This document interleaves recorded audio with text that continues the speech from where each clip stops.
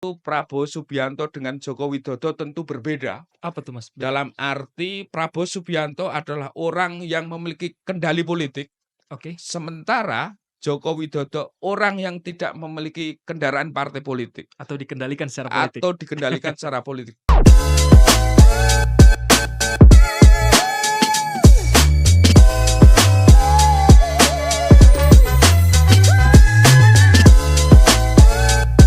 Selamat datang di podcast Data Kita, Data Untuk Kita.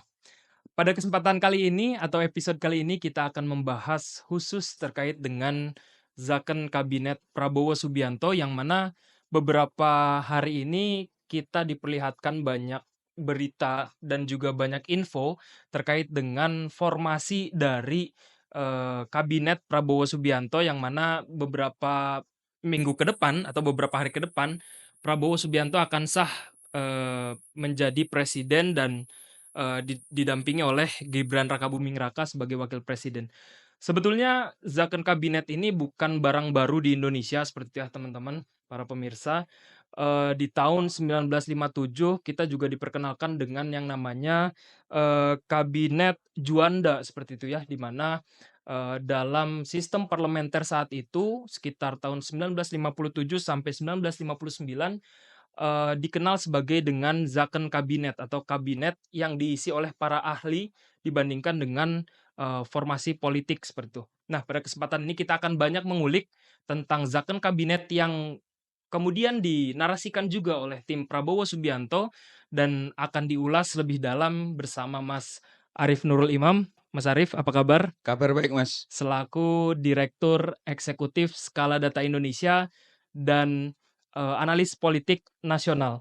Mas Arief, beberapa hari ini kan kita diperlihatkan terkait dengan formasi kabinet Mas Arief ya, bahkan beberapa berita juga dan beberapa juru bicara Prabowo juga bilang bahwa eee, di era Prabowo Subianto itu akan dibentuk namanya zakon kabinet Mas Arief. Sebetulnya zakon kabinet itu seperti apa sih Mas Arief? Secara konsep Mas Arief? Ya, wacana yakin kabinet hampir muncul dalam setiap kepemimpinan baru, di mana yakin kabinet merupakan kabinet yang berisi para profesional, para orang-orang yang memiliki rekam jejak dan pengalaman. Wacana ini juga dilempar oleh Ketua Harian Partai Gerindra, Ya. Prof. Sufi Dasko, bahwa Prabowo Subianto dan Gibran Rakabuming akan membangun kabinet yakin kabinet. Tetapi memang dalam situasi multipartai hari ini, membangun kabinet yang ideal tentu bukanlah barang yang mudah atau bukanlah mudah untuk Iya. dilakukan. Karena harus berbenturan dengan realitas politik bahwa banyak kontribusi kekuatan-kekuatan politik, terutama partai pengusung yang juga menginginkan kompensasi politik berupa jabatan-jabatan strategis termasuk menteri. Yakin kabinet sejatinya cukup ideal, tetapi dalam realitas politik harus berbasis realitas politik. Saya kira dalam sistem rekrutmen kabinet, terutama pasca reformasi, yang saya amati ada 3 hal dalam pola rekrutmen kabinet. Pertama, basisnya meritokrasi. Apa yang disebut basis rekrutmen meritokrasi? Yakni basis kabinet yang menarik atau mengajak orang-orang yang kompeten, profesional.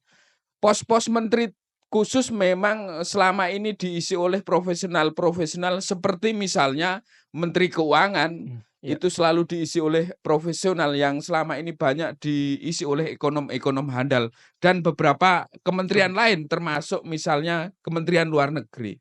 Iya. Kedua, basis akomodasi politik. Apa yang dimaksud rekrutmen kabinet berbasis akomodasi politik? Tentu berbasis untuk mengakomodasi kekuatan-kekuatan politik, baik yang telah berkeringat dalam suksesi pemenangan Pilpres maupun kekuatan-kekuatan politik yang potensial untuk diajak kongsi dalam pemerintah selanjutnya. Kita tahu hari ini dalam Pilpres kemarin Prabowo Subianto diusung oleh Koalisi Indonesia Maju. Iya. Namun demikian, juga ada beberapa partai yang kemarin tidak menjadi partai pengusung, misalnya Nasdem, PKS, dan PKB PKB, betul. juga pengen masuk dalam kabinet. Tentu ini akan menambah kerumitan bagi Prabowo Subianto karena makin banyak kursi menteri yang harus dibagikan ke partai pengusung maupun pendukung pasca kemenangan. Lalu tadi Mas Arief bilang bahwa Satu lagi Mas, satu oke, lagi oke, Mas. satu lagi. Satu lagi basis rekrutmen kabinet itu berbasis kombinasi. Apa yang disebut basis kombinasi? Yakni basis antara kapasitas, integritas, kompetensi dengan basis kekuatan politik yang dimiliki. Oke. Misalnya kader partai yang memiliki kompetensi Ya. diusulkan menjadi menteri. Kita lihat misalnya beberapa menteri yang berasal dari partai politik juga memiliki basis meritokrasi atau Ya. pengalaman. Atau misalnya kita lihat misalnya dari unsur kekuatan politik non partai politik, organisasi kemasyarakatan besar.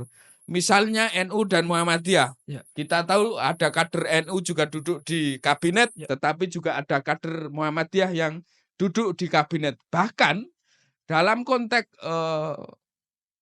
kabinet kemarin juga mengakomodasi kekuatan-kekuatan relawan yang selama ini menjadi bemper politik Presiden Jokowi. Ya, Mas Arief.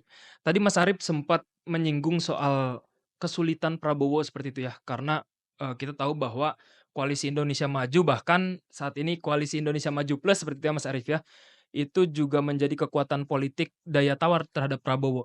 Apakah juga konsep zakon kabinet yang disampaikan oleh timnya Prabowo ini hanya sebagai gimmick saja Mas Arief, agar partai politik itu sebetulnya biar udahlah nggak usah minta-minta kayak gitu, biar apa ya, ibaratnya semacam dibatasilah secara tidak langsung oleh Prabowo itu sendiri Mas Arief. Gimana Mas Arief melihatnya? Ya, pembacaan secara komunikasi politik tentu apa yang disampaikan beberapa kader petinggi Partai Ya. Gerindra bahwa Prabowo Subianto ingin membangun zakon kabinet bisa dibaca dalam beberapa hal.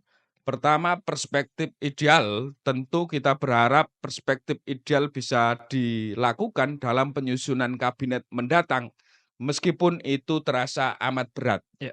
Kedua, perspektif sebagai pembatasan politik atau portal politik bagi partai politik pengusung agar tidak mendesakkan atau memaksa Prabowo Subianto untuk mengakomodasi semua keinginannya. Meski demikian, saya yakin Pak Prabowo memiliki kapasitas dan kemandirian, independensi dalam menyusun kabinet ini, meskipun tidak mengabaikan suara-suara partai pengusung. Artinya, Prabowo Subianto juga akan menggunakan hak prerogatifnya, meskipun partai politik mengusulkan sejumlah nama. Itu artinya ada usulan nama yang harus diakomodasi Prabowo Subianto, tetapi tidak semua nama akan disetujui oleh Prabowo Diakomodir, ya. Subianto untuk dijadikan menteri. Berarti bisa disebut ini sebagai strategi politik Prabowo ya Mas, membatasi gitu ya? Bisa iya, bisa tidak. Bisa ya, bisa tidak. Kenapa Mas Tetapi Arief? dengan statement demikian tentu partai politik pengusung menjadi tahu diri bahwa partai pengusung tidak boleh mendesak atau menekan kepada presiden terpilih untuk mengakomodasi semua keinginan partai pengusung. Berarti tetap ada di tangan presiden ya Mas Arief ya? Iya, tetap hak prerogatif ada di tangan presiden, partai pengusung saya kira hanya sebatas mengusulkan siapa kader yang mewakili partainya. Lalu Mas Arief, saya ingin kembali ke 3 pola, pembentukan kabinet ya Mas Arief. Tadi meritokrasi, kemudian juga, akomodir politik dan juga kombinasi seperti itu ya. Kira-kira menurut Mas Arief di keadaan Indonesia seperti saat ini ya, kita tahu bahwa, tadi mungkin partai politiknya multi-party system, Iya. kemudian juga presidensial threshold-nya yang lumayan tinggi, kemudian juga kita tahu bahwa ada beberapa, petinggi negara yang itu perwakilan dari kedaerahan seperti itu, Mas Arief. Kira-kira pola mana yang menurut Mas Arief cocok untuk diterapkan di Indonesia dalam rangka menciptakan, kalau kita mendengar ya Mas Arief ya di beberapa media bahwa zakon kabinet yang akan buat oleh Prabowo itu kan untuk menciptakan efisiensi, efektivitas dari, kabinet atau pemerintahan itu sendiri. Kira-kira menurut Mas Arief pola atau bentuk birokrasi atau kabinet di Indonesia itu seperti apa yang lebih cocok, Mas Arif? Ya, kalau saya pembacaan berbasis realitas politik, kalau dilihat atau pernyataan Pak Prabowo Subianto bahwa Pak Prabowo Subianto ingin merangkul semua kekuatan politik agar terjaga persatuan, maka besar kemungkinan akan terjadi akomodasi politik. Oke. Tetapi di sisi lain Pak Prabowo Subianto tentu juga ingin membentuk kabinet yang memiliki kualifikasi secara mumpuni, baik secara kompetensi, integritas maupun pengalaman. Karena itu komposisi kabinet mendatang saya kira lebih besar pada kombinasi antara basis meritokrasi atau pengalaman, integritas, kompetensi dan basis akomodasi politik. Kalau menurut Mas Arif ya, berapa persen sih Mas, kira-kira ya dari mungkin sekarang sudah banyak, berseliweran seperti Mas Arif ya, isu siapa yang akan menjadi menteri, nama-nama bahkan sudah pernah bocor, kira-kira berapa persen yang dari ahli dan berapa persen yang dari politik Mas Arif, menurut Mas Arif? Kalau secara persentase tentu masih perlu kita lihat dari postur kabinet Ya, mendatang. Isu yang beredar, kabinet naik ya Mas Arif mendatang ya? akan menjadi 4, 44 iya. kementerian atau setingkat kementerian. Kalau kemudian Pak Prabowo Subianto lebih mengutamakan akomodasi politik, tentu akan lebih banyak kader partai politik yang duduk menjadi menteri. Tapi kalau dilihat Mas Arif kira-kira bagaimana Mas? Saya kira bisa berimbang Oke. karena ketika terjadi penggemukan kabinet atau pembesaran porsi kabinet, tentu akan semakin banyak, pos-pos yang Ya, bisa kemungkinan-kemungkinan ya Mas Arif. diakomodasi. Oke, karena, melihat Mas Arif di beberapa media juga kita tahu bahwa PAN katanya minta, 5 kursi, Golkar, lebih dari 5 kursi, bahkan, SMK-TN juga Mas Arif ya, informasinya katanya minta 4 Bukan kursi atau minta, oh, informasi dari Pak Hasim ya, bahwa di kabinet mendatang ada akan 4 ada seperti itu ya? alumni Taruna Nusantara. Oke, nah itu Mas Arif gimana melihatnya Mas Arif? Saya kira, setiap partai politik pengusung Ya, terutama memiliki harapan dan keinginan ingin masuk dalam kabinet mendatang. Persoalan permintaan sah-sah saja minta. iya, Misalnya Partai Golkar minta 5, PAN minta 5, Nasdem minta 5, atau partai lainnya permintaan. Hanya saja permintaan itu kan tidak bisa semua dikabulkan. oke. Artinya, tentu ada banyak, variabel yang harus dikalkulasi oleh Pak Prabowo Subianto dari kombinasi jumlah menteri maupun dari sisi basis kompetensi. Kalau kemudian soal, permintaan tentu itu sah, tetapi sekali lagi, kabinet ini hak prerogatif, presiden. Bahkan partai-partai yang tidak ikut berkeringat juga masuk kabinet, tentu mereka juga tidak akan dalam tanda petik gratisan Iya, tanpa mendapat kompensasi politik berupa jabatan menteri. iya, Misalnya Nasdem, PKB, PKS, apakah mungkin atau kemudian masuk kabinet tanpa, mendapat mendapat ya, kompensasi politik? Hampir mustahil di politik tidak ada kompensasi. walaupun notabene mereka lawan politik Prabowo Subianto di Pilpres Iya 2024 ya betul, Mas Arif ya? termasuk PSI. Iya, PSI pengusung, ya, sorry, Perindo. Perindo dari beberapa informasi juga pengen masuk di pemerintah Prabowo Gibran. Meskipun kemarin menjadi partai pengusung lawan iya, yakni, Ganjar Ganjar. Mahfud MD. Nah, berbicara tentang beberapa partai Mas Arif ya, tadi sempat juga menyinggung, apakah perubahan ketua partai politik itu juga berpengaruh dengan cara mereka mendekatkan diri kepada pemerintahan Mas Arif? Ya, perubahan konfigurasi pimpinan partai Ya, terutama ketua umum tentu akan merubah, dinamika di internal, terutama soal kandidasi atau kader-kader yang akan diusung atau diusulkan kepada presiden. ya, Misalnya di Golkar, tentu faksi Erlangga Hartarto hari ini banyak yang terlempar dari jajaran kepengurusan DPP. mmm, Karena itu, Golkar ke depan misalnya, faksi Bahlil tentu akan banyak nama yang akan disodorkan dalam, kabinet. Apakah berpengaruh? Tentu sangat berpengaruh, karena yang akan menyodorkan nama atau kader kepada Prabowo Subianto adalah ketua umum partai tersebut. berarti di partai politik juga selain, apa namanya, selain indikator mereka bergabung di koalisi, juga berpengaruh dari ketua partainya ya, Mas Arief, ya? Iya Bagaimana jelas. bagaimana ketua partai mengkomunikasikan gitu ya, Mas? Berarti pada intinya sudah ada komunikasi berarti ya, Mas, ya? Di Ya antara Prabowo dan ketua-ketua partai itu, Mas? ya secara informal pasti sudah terjadi komunikasi, bagaimana partai politik yang ingin bergabung dalam koalisi pemerintah ke depan. Baik itu komunikasi formal maupun informal.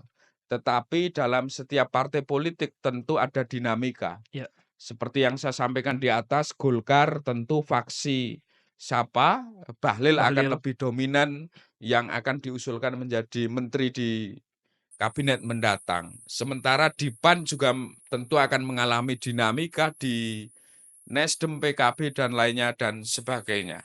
Oke. Berbicara soal tadi ya, mungkin sudah sedikit banyak disinggung soal peningkatan jumlah, kementerian dan lembaga seperti itu ya, dari yang semula 34 menjadi 44.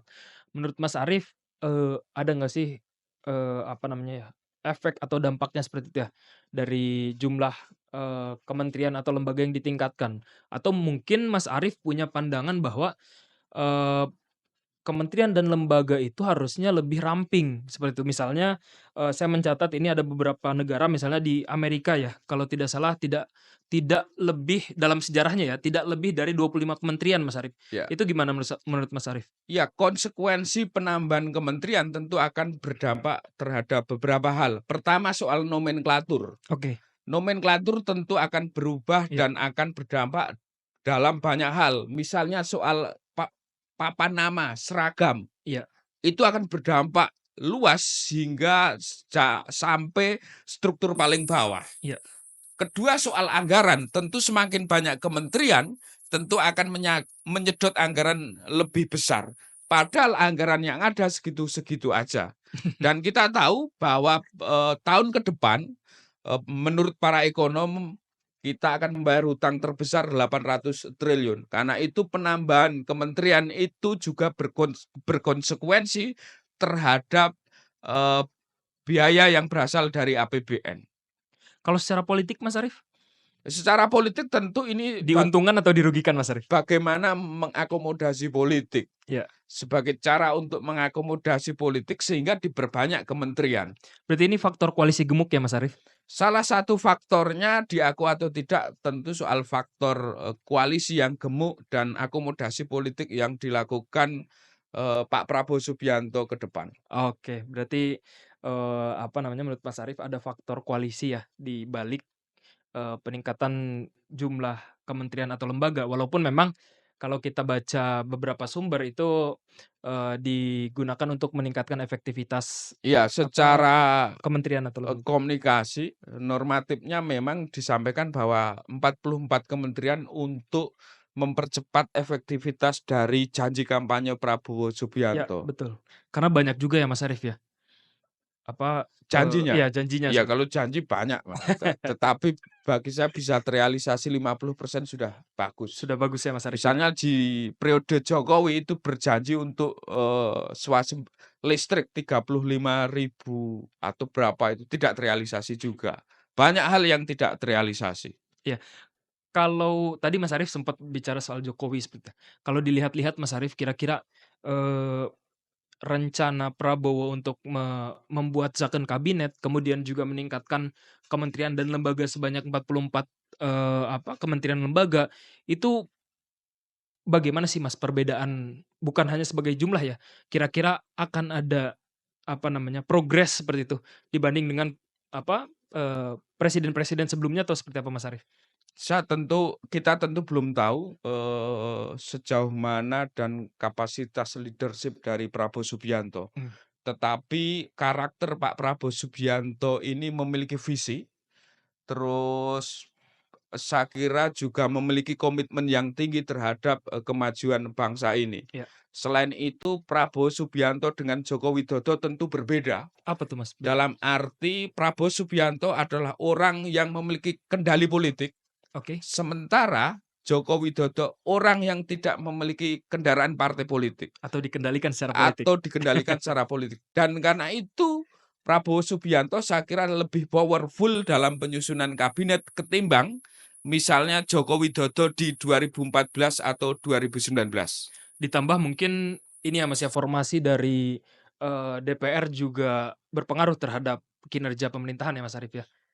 Ya DPR seharusnya menjadi alat kontrol bagi kebijakan-kebijakan pemerintah, tetapi dengan pola koalisi gemuk seperti yang kita lihat di pemerintah Jokowi terakhir ini, tentu DPR hanya menjadi stempel dan tidak memiliki makna, tidak memiliki fungsi dalam melakukan kontrol terhadap kebijakan pemerintah. Kita lihat misalnya di rejim pemerintah Jokowi, Undang-Undang Cipta Kerja, Undang-Undang Revisi KPK dan lainnya dan sebagainya, termasuk kemarin mau menganulir keputusan MK, itu bukti kemandulan dari DPR RI dalam menjalankan check and balance. Oh, berarti pembentukan zakon kabinet juga sebagai upaya Mas Arief untuk kita tahu bahwa sebelum periode sebelumnya itu kan banyak juga menteri-menteri yang dari partai politik dan ketangkep masalah seperti itu Mas Arief. Apakah zakon kabinet juga sebagai upaya untuk mengurangi hal-hal tersebut Mas Arief?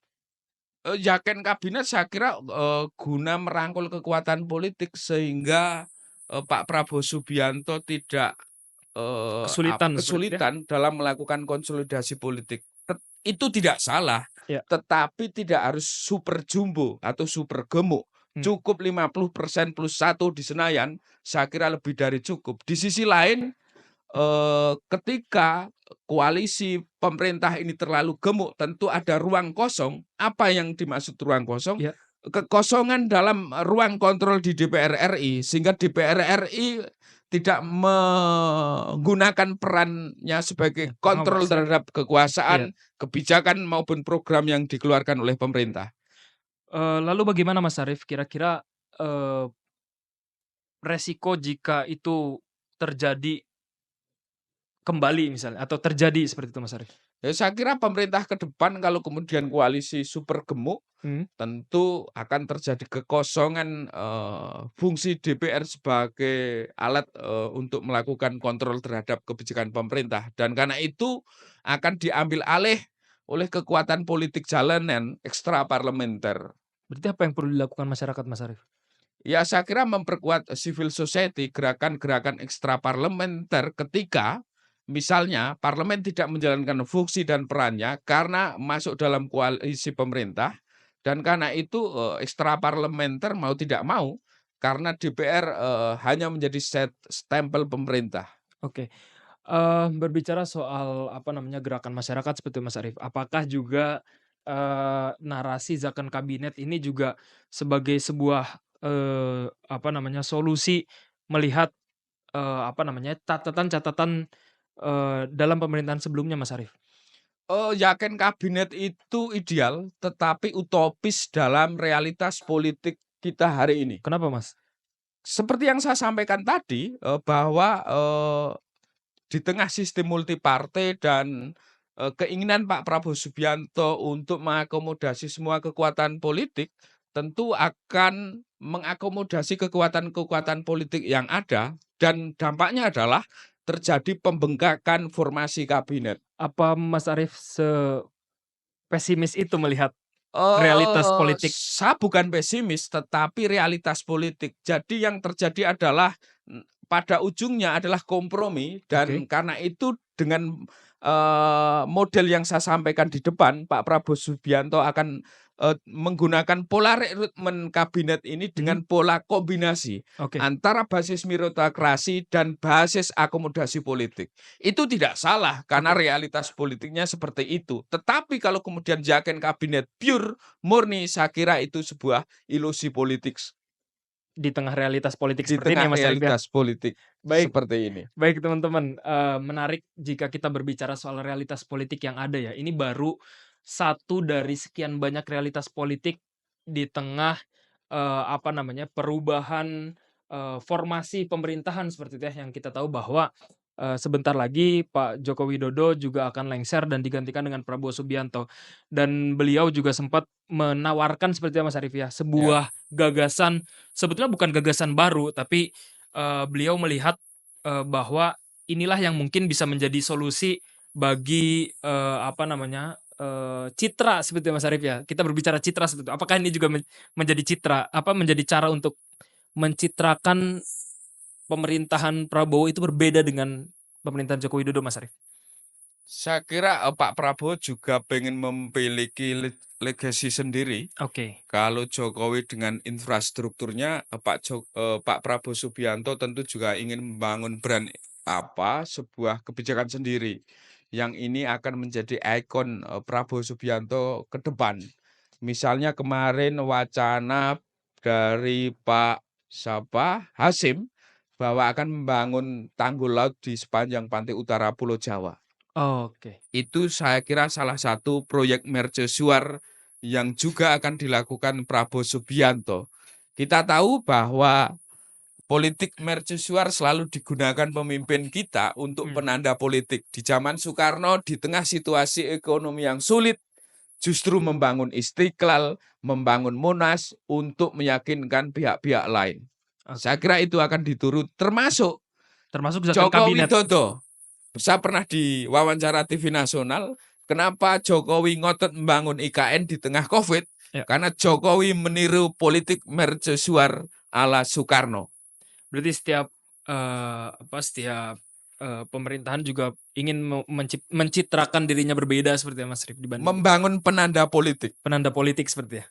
Baik teman-teman, tadi Mas Arief sebetulnya sudah sedikit menyinggung ya soal, apa namanya, akan ada, dari analisis, politik Mas Arief, akan ada sebuah, eee, perbedaan atau penanda politik, yang berbeda di antara Prabowo dan Jokowi. Nanti akan kita bahas lebih dalam di episode selanjutnya Mas Arief. Ya, Mas.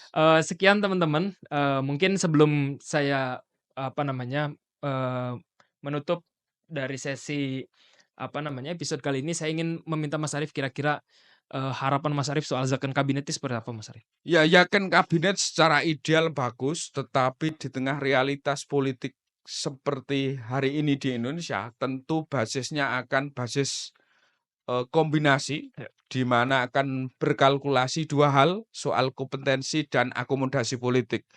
Karena itu yakin kabinet secara murni, saya kira hampir mustahil atau sebagai ilusi politik saja. Baik, terima kasih Mas Arief. Mas Arief bilang bahwa, zakon kabinet hanya sebagai sebuah ilusi, terutama zakon kabinet yang murni. Jadi ini menjadi catatan bagi, Prabowo Subianto dan, Gibran Rakabuming Raka untuk memastikan bahwa narasi yang diberikan kepada masyarakat tentang zakon kabinet juga perlu pertegas seperti itu ya. Jangan sampai masyarakat berharap, zakon kabinet yang dimaksud adalah zakon kabinet yang berisi, eee pure dari ahli atau mungkin bisa disebut sebagai ekstraparlementer seperti itu. Terima kasih teman-teman sudah menyimak, eee, narasi-narasi politik yang diberikan oleh Mas Arief. Terima kasih Mas Arief atas Sama-sama, Mas. kesempatannya. Teman-teman jangan lupa, para pemirsa jangan lupa subscribe, like, shares, dan, komen, untuk kebaikan dan analisis-analisis politik lainnya. Terima kasih Mas Arief. Monggo Sama-sama, sebelum Mas. kita tutup, kita minum dulu Mas Arief. Ya, ya.